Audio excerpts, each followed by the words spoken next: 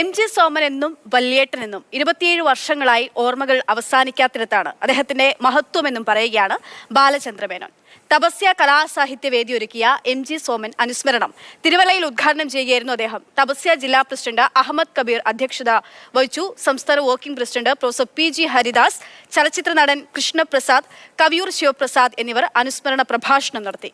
യോഗത്തിൽ Thiruvalla DYSP S Ashad, Tapasya ജില്ലാ general secretary Unnikrishnan വാസുദേവം തുടങ്ങിയവരും സന്നിഹിതരായി.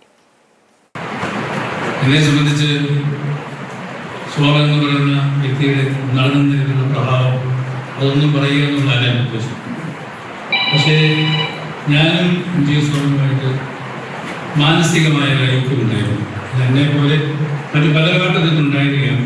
ഞാൻ പലപ്പോഴും വ്യക്തിപരമായ പല കാര്യങ്ങളും ഷെയർ ചെയ്തിരുന്ന ഒരാളാണ് അദ്ദേഹം. എല്ലാവരെയും ഒരു വല്യേട്ടനായിരുന്നു. മനസ്സുകൊണ്ടും പ്രവൃത്തി കൊണ്ടും വീക്ഷണം കൊണ്ടൊക്കെ പുള്ളി ആ ചേട്ടൻ സ്ഥാനം എവിടെ പോയാലും പുള്ളി ഞാൻ പോകും. And he was happy with the particular role.